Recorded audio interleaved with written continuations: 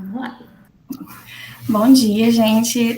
Tudo bem? Meu nome é Fernanda e hoje eu estou aqui para apresentar para vocês o resultado do meu TCC, que tem como título Propensity Score, uma aplicação em dados maternos de Covid-19 do Espírito Santo. E eu fui orientado pela professora Nathalie. Então, o meu trabalho está dividido em 6 partes: introdução, metodologia, resultados, conclusão, consideração final e referências. E aí, para começar falando um pouquinho da motivação do estudo, né, a gente viu que no decorrer da pandemia, alguns estudos, reportagens falavam sobre a preocupação de como seria o efeito do Covid-19 nas gestantes. E também a gente viu uma extensa literatura científica que apontava essa preocupação, né, até em outros países, que começaram essa suspeita. E foi realizado vários estudos direcionados para a gente descobrir qual é essa relação da gestação para o desfecho de Covid.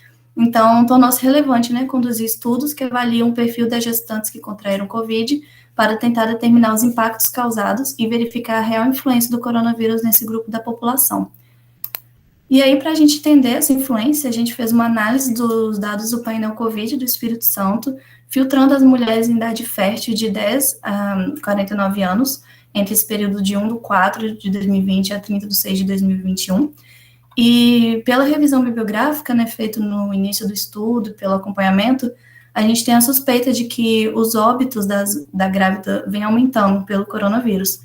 E como se trata de dados observacionais, né, que são o que relatam o acontecimento, o cenário ideal para essa relação de causalidade entre gestação e o desfecho de óbito seria a realização de um estudo aleatorizado. Mas isso não é possível. E aí a gente selecionar os indivíduos para o tratamento de uma forma aleatória, porque não é possível ter um grupo de controle experimental. Então, a amostra é feita mais ou menos dessa forma aqui: a população elegível, que são as mulheres em idade fértil, e nós temos 2 grupos, exposto e não exposto, que seria gestante e não gestante, e o desfecho clínico, que seria o óbito por Covid ou não. Então, os objetivos do meu trabalho, né, o geral: determinar os impactos causados pela gestação no desfecho de mulheres que tiveram diagnóstico confirmado e vieram a óbito por Covid-19, e os específicos: estudar as diversas metodologias de cálculo do Propensity Score, entender as principais diferenças entre gestantes e não gestantes que contraíram o coronavírus no Espírito Santo com desfecho óbito, caracterizar o perfil de gestante com diagnóstico confirmado por Covid e caracterizar as variáveis que são significativas para os casos apresentados pelas gestantes com diagnóstico confirmado por Covid e sua relação com o desfecho da infecção. Então, na metodologia, né, eu vou explicar um pouco dos métodos que eu vou usar para essa análise. O primeiro é um método chamado de Propensity Score Matching, que é uma técnica de correspondência e tem como objetivo diminuir o viés de seleção em delineamento não aleatorizado, que é o nosso caso. Então, de forma geral, ele serve para estimar a causalidade condicional com os dados observacionais. E aí ele faz um pareamento com as unidades que possuem Propensity Score similar. Então, ele compara o grupo que recebeu o tratamento com o que não recebeu o tratamento. E aí, como a gente vê aqui na figura, a gente não consegue comparar esses 2 grupos porque eles são diferentes. E aí, com isso, a gente calcula o Propensity Score para conseguir comparar, porque os grupos têm que ser idênticos. Então, a gente calcula o Propensity Score e aí eles se tornam comparáveis. E eles têm que ser idênticos, exceto pelo fato de um receber o tratamento e o outro não. E aí, para fazer esse cálculo do Propensity Score Matching, a gente faz 5 etapas. Primeiro a análise preliminar, depois estimativa do propensity, depois a correspondência, depois análise de resultado de sensibilidade. Então, a análise preliminar, a gente tem que ver, antes de calcular o propensity score, como que estão o comportamento, né, das variáveis, como que é essa distribuição de acordo com o tratamento. Então, a gente tem que medir, né, o efeito do tratamento, que pode ser avaliado na variável de resultado, e a gente tem que verificar se os grupos estão equilibrados, para depois a gente ver a diferença que a gente fizer um método. Então, a gente vê isso pela média padronizada, que é esse SMD, e o modelo de regressão logística. A média padronizada, ela mede a distância entre os 2 grupos, e ela é usada como medida de equilíbrio de covariáveis individuais antes e depois do pareamento. E ela compara a média de unidade de desvio padrão agrupado, e ela também é boa porque ela não é influenciada pelo tamanho da amostra. E aí, para essa análise preliminar, também é uma boa prática a gente usar a regressão logística, que aí é uma fórmula de cálculo das probabilidades da resposta ser igual a 1, que é vir a óbito, dadas as características da variável do modelo. Então, aqui para a regressão logística, a variável resposta é o óbito, porque a gente quer saber a probabilidade de óbito, dadas essas condições. E nas variáveis, a gente está inserindo o tratamento que é a gestação, para a gente ver essa relação com o desfecho. Então, aqui a gente tem a probabilidade do óbito, que é diferente do propensity score, por exemplo. Quando a gente calcula o propensity score, a gente tem que controlar as outras variáveis para verificar que o perfil fica mais parecido, com a única diferença sendo gestante ou não, que é esse D igual a 1.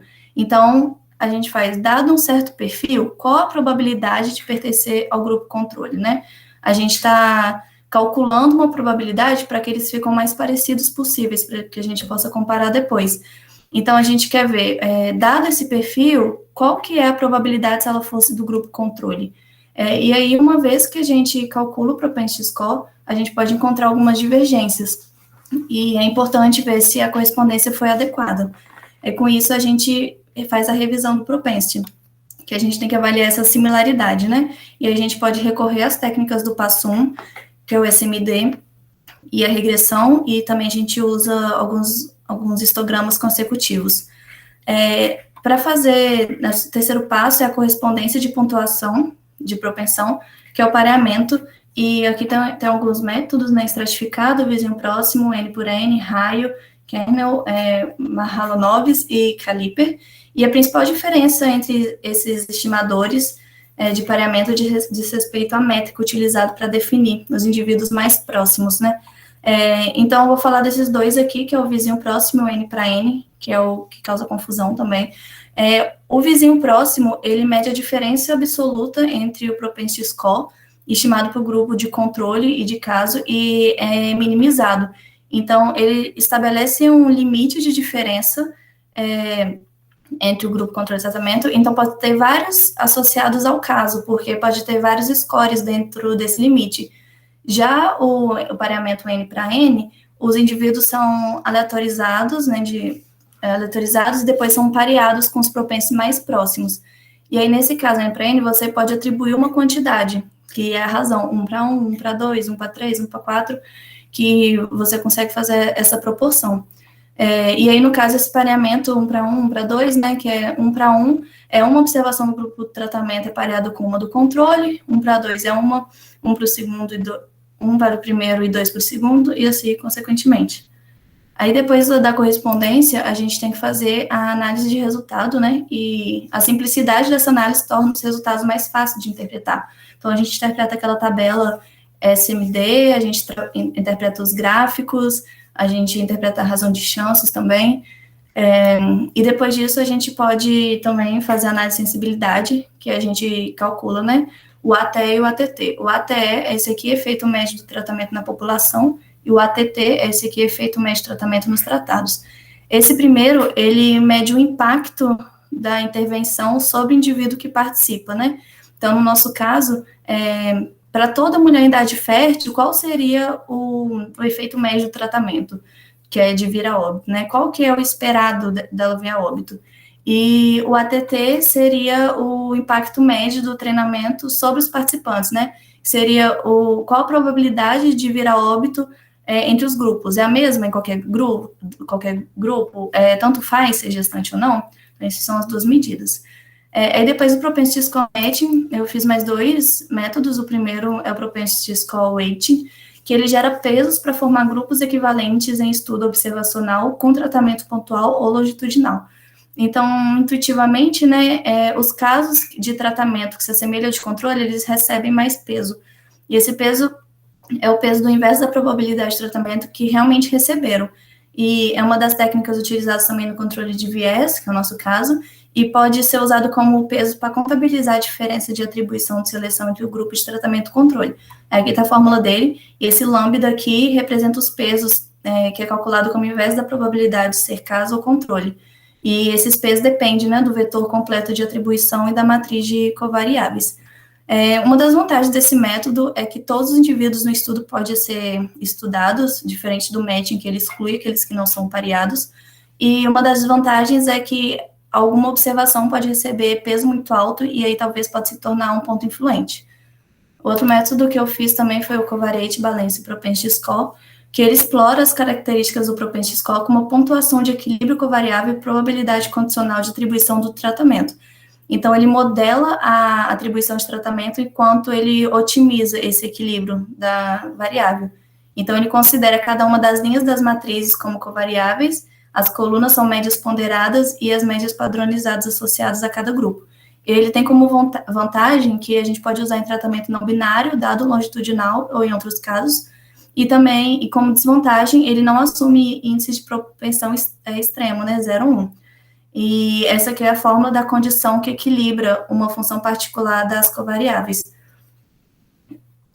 Depois disso, a gente faz a qualidade do pareamento, que aí a gente vai fazer a comparação desses 3 métodos, de 4, na verdade, um sem nenhum tipo de pareamento, depois com o Propensity Score, depois com o AICT, depois do CBPS, e para comparar e testar essa qualidade, a gente vê a diferença média padronizada, que é o SMD, que ela vai expressar o tamanho do efeito da intervenção, né, em cada estudo, e a medida dividido pelo desvio padrão de uma diferença de 2 valores aleatórios, cada um de 2 grupos.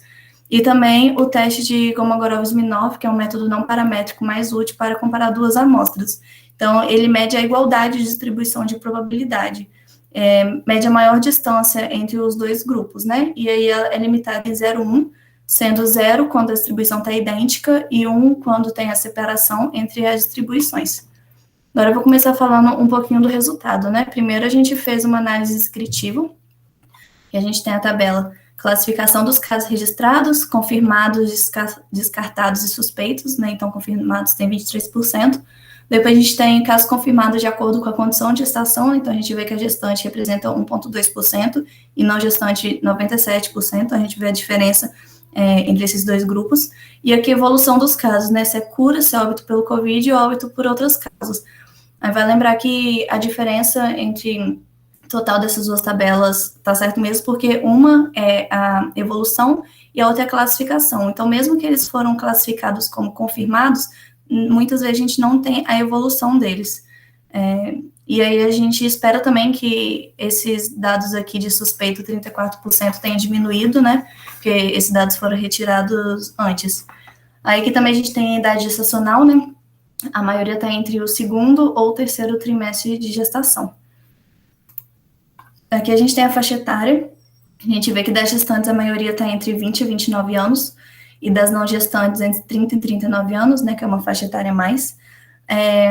Aí a gente vê também aqui que das gestantes tem menos de 40 a 49 anos, que é o esperado, e é importante lembrar disso porque aqui a maioria está 20 a 29 anos e nesse 30 a 39, porque quando a gente compara com óbito, essa faixa etária muda. E como raça cor, a gente tem que das não gestantes a maioria se autodeclarou parda, aqui também se declarou parda ou branca. Sobre a escolaridade, né? As gestantes, a maior parte tem ensino fundamental completo, e das não gestantes tem muito não se aplica ignorado. Deixei isso de propósito para a gente ver que a qualidade dos dados não está muito boa. A gente tem muito caso não se aplica ignorado, ou então um tracinho, né? E aqui também, aqui em segundo lugar, está o não se aplica ignorado, para a gente ver que é bastante. E só em terceiro lugar a gente tem a educação superior completa, né, que é 3 pontos percentuais a menos para a gestante do que a não gestante. Aí quando a gente fala do sintoma e do óbito, né, os sintomas são febre, diarreia, coriza, dificuldade respiratória, dor de garganta, tosse e cefaleia. A gente vê que das gestantes que vieram a óbito, nenhuma vieram a óbito de forma assintomática, né, sempre teve 1, 2, 3, 4, 5 ou 6 sintomas. Então, e das não gestantes, teve uma parcela que estava assintomática, mas a maioria está aqui entre 2 e 3 sintomas. Das comorbidades e óbito, as comorbidades foram doença cardiovascular e diabetes, obesidade do pulmão, doença renal e tabagismo. Nenhum dos grupos tiveram mais de 4 comorbidades ao mesmo tempo. E aqui a gente vê que metade não tinham comorbidades que veio a óbito, e a outra metade das gestantes tiveram uma comorbidade só. Aí aqui também eu fiz uma tabela resumo com todas as variáveis que tinha, e aqui os totais são diferentes também, porque a gente tirou os dados ignorados, não se aplica tracinho, para não influenciar muito no resultado. Então, a gente perdeu algumas observações por conta disso, né? Porque tinha uma variável que tinha bastante. Mas aí aqui a gente vê, né, a razão de chance que as gestantes têm maior probabilidade de vir a óbito, né? Aqui 65% aproximado do que as não gestantes. E também a gente vê que as gestantes têm maior chance de estar na faixa etária de 20 a 29 anos, aqui de ter o ensino fundamental completo.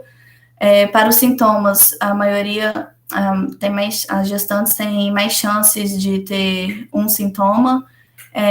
Para a internação também a gente vê. Cadê a internação? Aqui. E para a internação a gente vê que uma razão de chance tá bem alta também para aquelas que ficarem internados. E aí vale lembrar que quando o intervalo de chance, que é esse que está entre parênteses, tem o valor 1 presente, implica que não tem diferença entre os grupos, né, gestante e não gestante. Então, aqui, por exemplo, parece que não tem diferença pela razão de chance, pelo intervalo de confiança. Depois que a gente fez a análise descritiva de todas as variáveis, a gente fez a aplicação do Propensity Score, que são aqueles 5 passos, análise preliminar, estimativa, correspondência e análise de resultado e sensibilidade.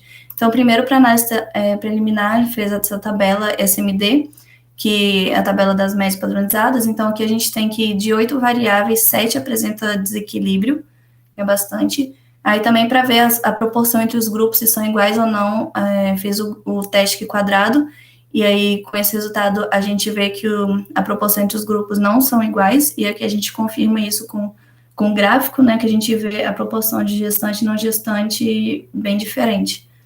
Depois que a gente faz essa análise preliminar, que é junto com a descritiva, a gente vai calcular o propensity. Então, a gente faz um modelo, depois a gente seleciona as variáveis significativas e depois faz o comando do match, que é para o propensity score matching. Aí aqui no RAT1 é a razão, que aqui no caso tem 1 para 1. Eu fiz 1 para 1, 1 para 2, 1 para 3, 1 para 4, mas aqui eu vou mostrar só 1 para 1 e 1 para 2, que está nesse gráfico. Então, a gente vê que aqui na razão 1 para 1, a maioria está aqui na parte inferior até 0.0 até 0.5, 0.6.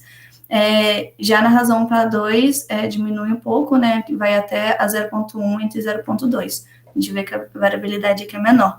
E esses pontos aqui que estão afastados, na maioria são candidatos a outlier. Quando eu fiz também 1 para 3 e 1 para 4, eles não apresentaram uma diferença muito grande, e também a diferença entre os grupos, o grupo controle e tratamento, tinha uma diferença maior do que esses dois, então eu preferi deixar só esses. O próximo passo é a análise de resultado e de sensibilidade, né, que é o que a gente compara o que tinha antes e depois do propensity. Então, a gente fez de novo o teste quadrado. Então, antes estava falando que a proporção entre os grupos não são iguais, e depois do propensity resultou que a proporção entre os grupos são iguais. A gente aceitou essa hipótese, e também fez a mesma tabela SMD. Então, antes tinha 6 equilibrados, e aqui depois mudou para uma desequilibrada. E essa redução, né, ela é boa quando apresenta pelo menos 5% de redução, né? E aqui a gente tem de 7 para 1, então o pareamento deu certo.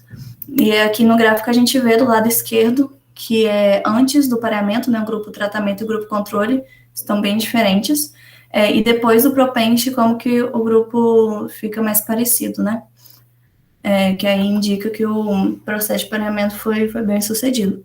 Depois disso, a gente faz a aplicação do Propensity Score, os outros, né? Então, a gente vai comparar os dados sem nenhum tipo de pareamento, depois com Propensity Score Matching, depois com Propensity Score Weighting, e depois com Covariate Valence Propensity Score.